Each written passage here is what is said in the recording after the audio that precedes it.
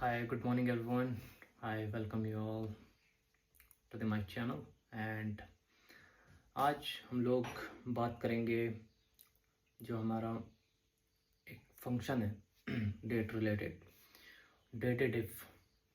ठीक है, तो जो डेटेड इफ फंक्शन है, डेटेड इफ,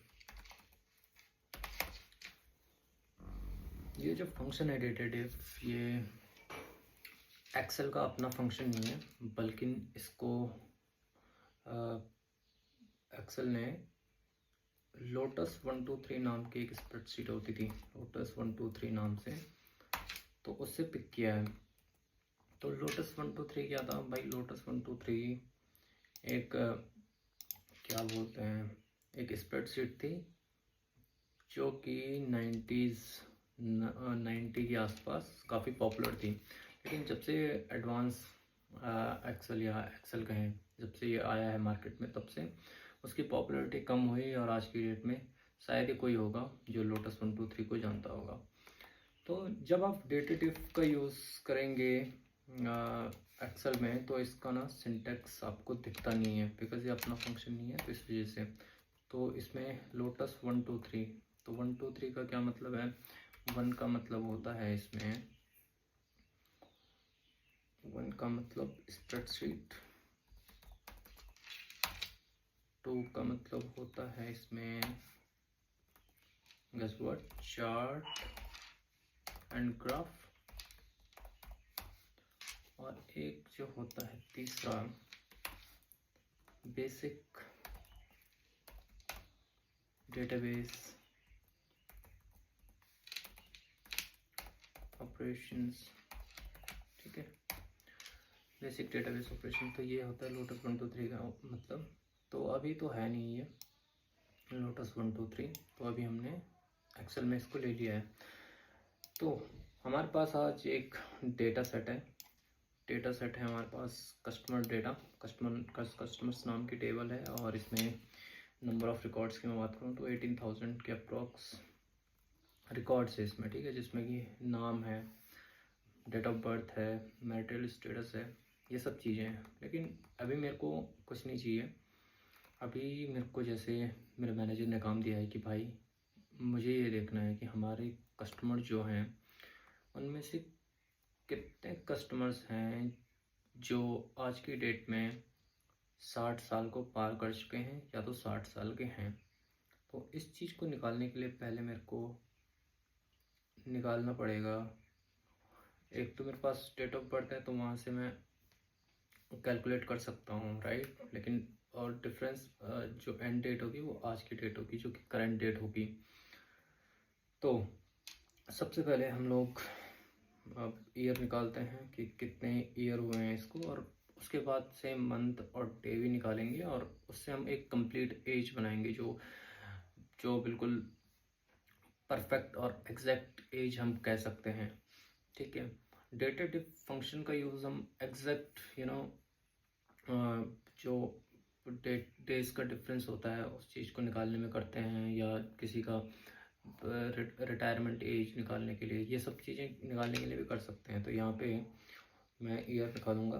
तो डेटेड जो फंक्शन है वो यहाँ पे आपको ऐसे दिखेगा नहीं, तो मैंने आपको रीज़न बता दिया कि क्यों नहीं दिखेगा।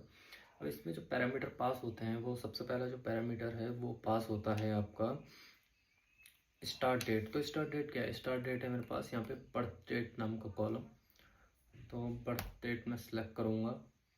फिर इसके बाद आती है एंड डेट, तो एंड डेट में मैं टुडे का यूज़ करूँगा। ठीक है, टुडे एक फंक्शन है जो आज की डेट को रिटर्न करता है, तो इसमें किसी भी पैरामीटर को मेरे को डालने की ज़रूरत नहीं है, और इसको मैं टुडे को क्लोज भी कर दूँगा।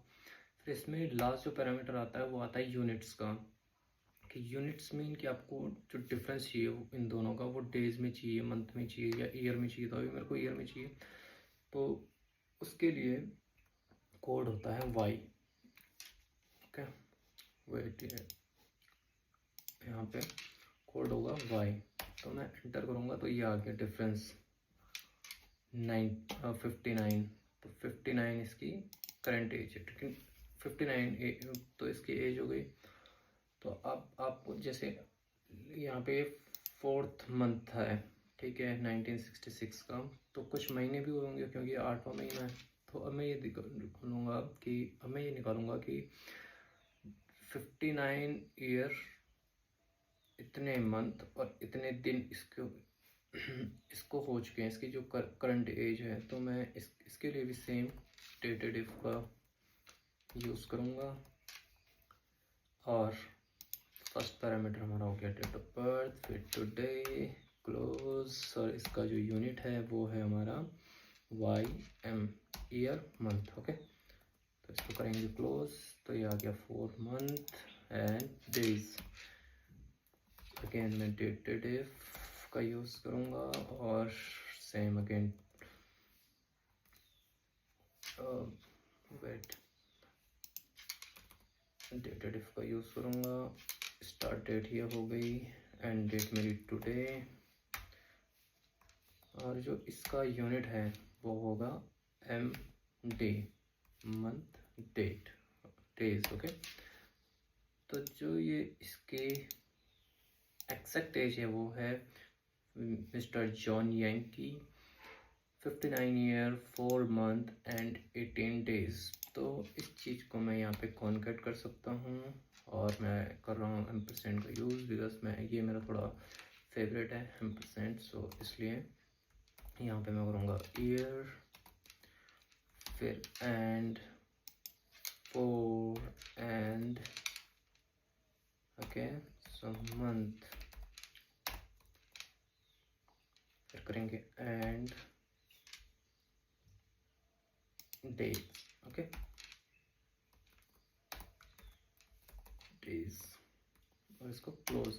तो ये इसकी आ गई एज भाई 59 ईयर 4 मंथ एंड 18 डेज।